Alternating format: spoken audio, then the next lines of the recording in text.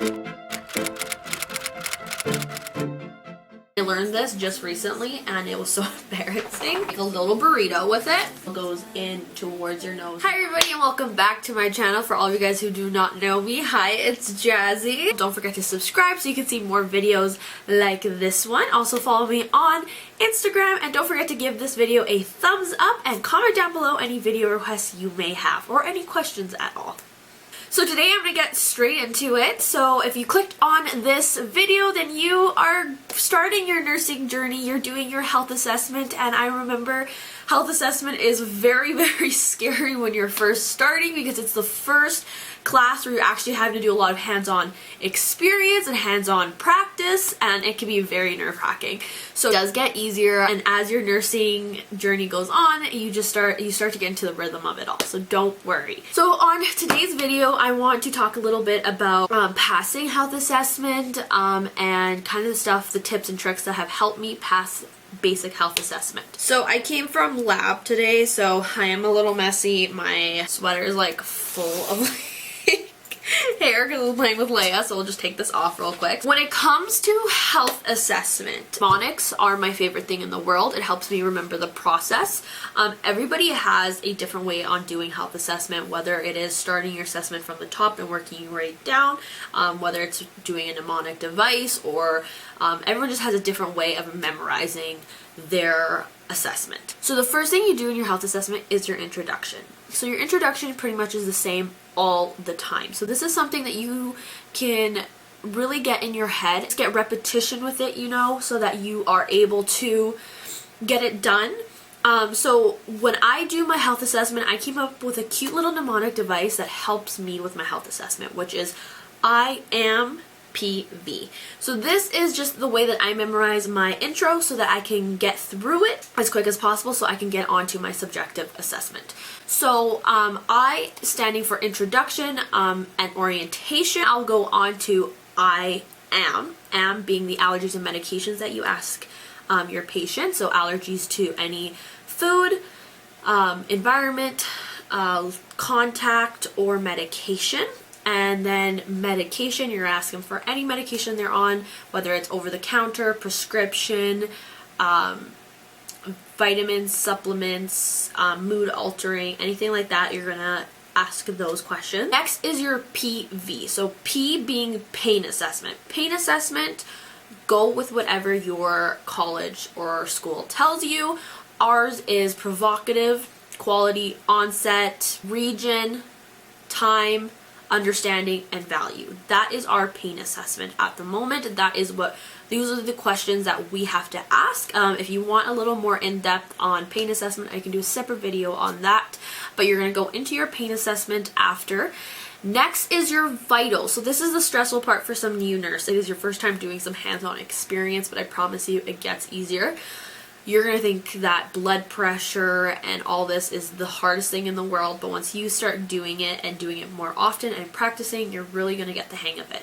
So when I say vitals, you're doing your vitals like the temperature, your SpO2, your temperature, your blood pressure, your respiratory rate, and your pulse. So you're doing all that on your patient before you get into assessment. I wanted to share this mnemonic device with you guys because this is what's helped me even now with my health assessments, because I'm able to get that initial introduction out of the way. You really want to keep your introductions short and to the point, and by getting that introduction really perfect, you're able to really focus on your assessment and really focus in afterwards. I created that mnemonic device for you guys, so definitely use it if need be. Of course, everyone has their different way of doing it. I just thought I would start off this video by sharing my mnemonic device with you guys because it's helped me so much.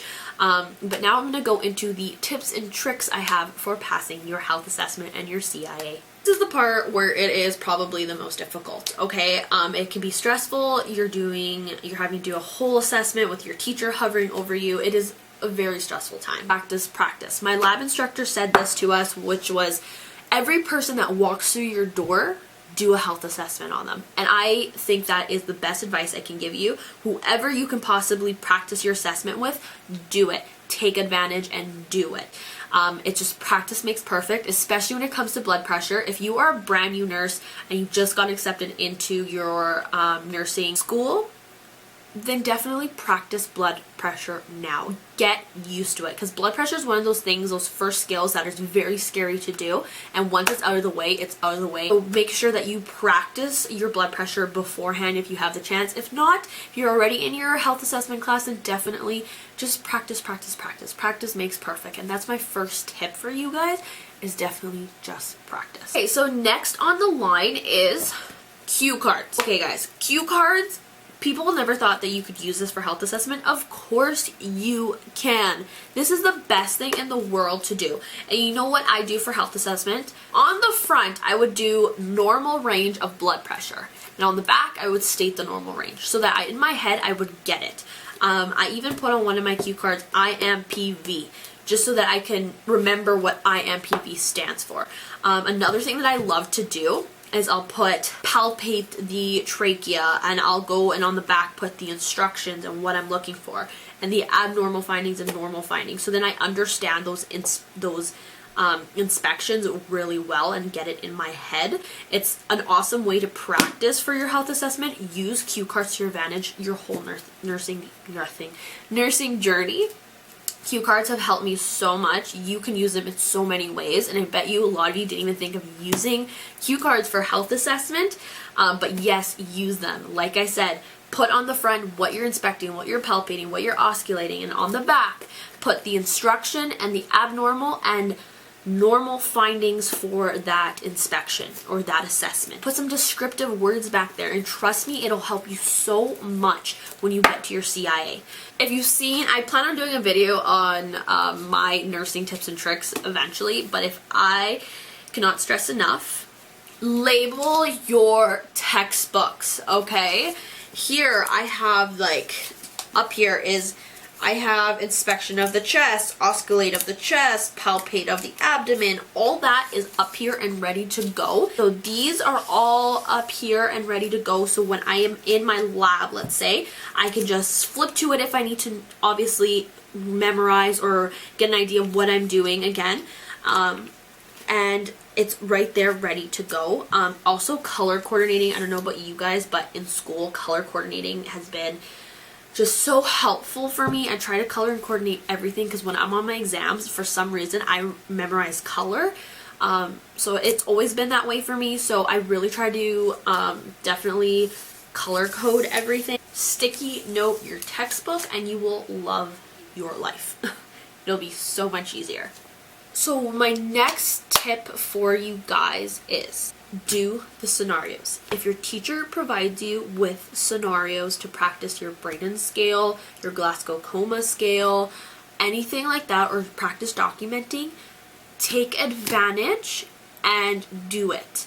It helps so much, and it helps get an idea of what you're going to be looking for when you're in the hospital. I cannot stress enough, practice your scenarios. If they're telling you to do a certain scenario, or in my case, we have this lab manual. So I have these little red dots because these are the questions that they ask us to do, okay? And I make sure I go do them, because this is how I practice. So if they are giving you this, then for sure,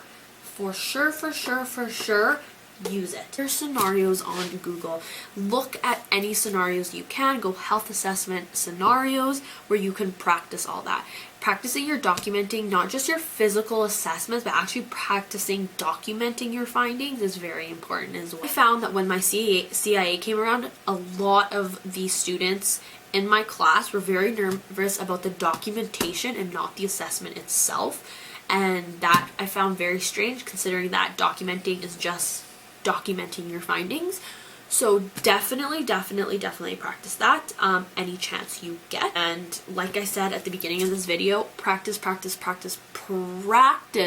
as much as you can when it comes to health assessment. For vitals, I'm going to give you guys some little pointers to remember when you go into your health assessment, so that teacher will be wowed by you.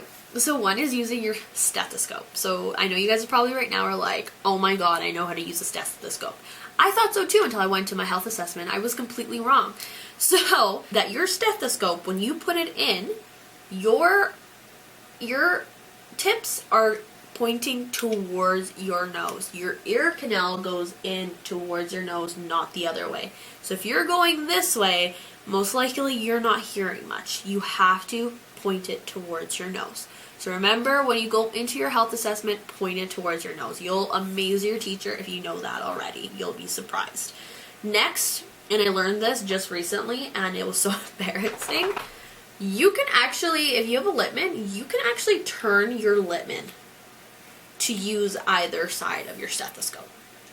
Okay, I know in my health assessment they would only let us use this side, and a lot of stethoscopes actually have this, so this was actually very brand new information to me. Next is your sphygmometer.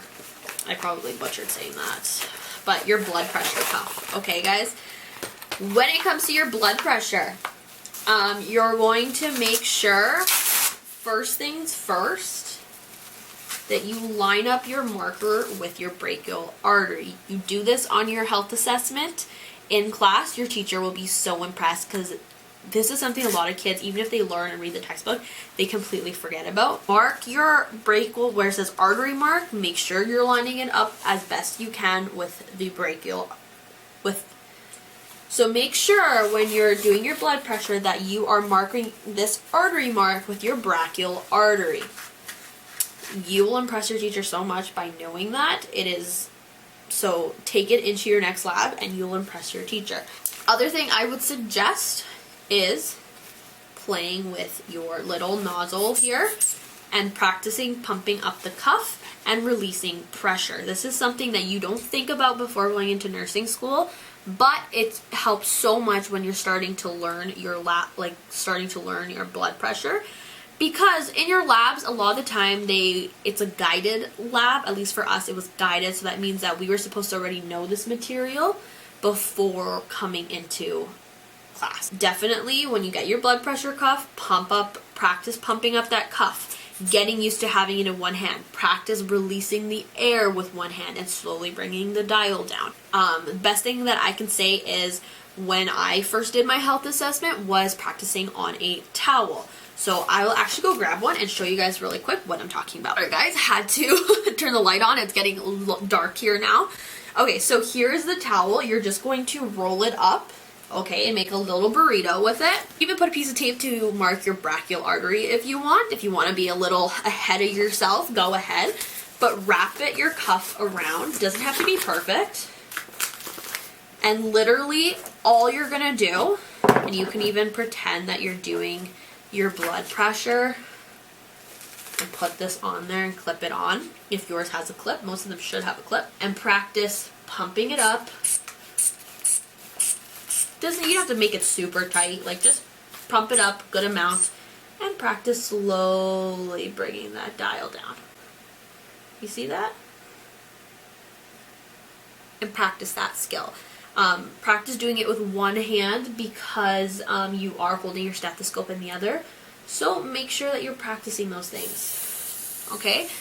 That's another tip for you. I wish I would have done this before going into my lab, was practice my blood pressure, and even just this skill itself, I would have loved doing that. My last little tip for you guys is practice using your nurse's watch. I found, especially for myself, a lot of the kids in my class, like you can see I have one here on my Apple Watch for now as well when I'm practicing, if I'm just going to practice someone's blood pressure and I can't find my nurse's watch, I have it here and ready to go. So I would practice using this clock because in your CIA or your assessment classes, depending where you are, they don't allow a Apple Watch. They'll allow a two-handed watch, but they will not allow, even if you change the dial on your watch, they will not allow it. You'll find that this is something I'm telling you right now, you're probably like, yeah, next. But I found that when I was in my health assessment, I really sucked at using this two-handed watch because we're so used to using just our regular watches. So I really got used to using this again and understanding the 30 seconds, 1 minute, all that kind of stuff. So all I can say to you is practice with your nurse's watch. Well, that is all my tips and tricks for you guys for health assessment, for basic health assessment. That's all for this video. My hair is an absolute mess. I literally came from labs today, cleaned up a little bit, and now I have a lot of studying to do. It's midterm week here, so I have a lot to do. Yeah, now I'm gonna go and finish some of my assignments and do my own work. I know I would have appreciated a lot of videos like this when I started. I feel like there's not enough videos on doing basic health assessment. So yeah, let me know if you guys liked it. Don't forget to give this video a thumbs up. Don't forget to subscribe, and don't forget to comment down below any questions you may have. Thank you guys so much for watching, and I'll see you guys in my next video. Bye guys!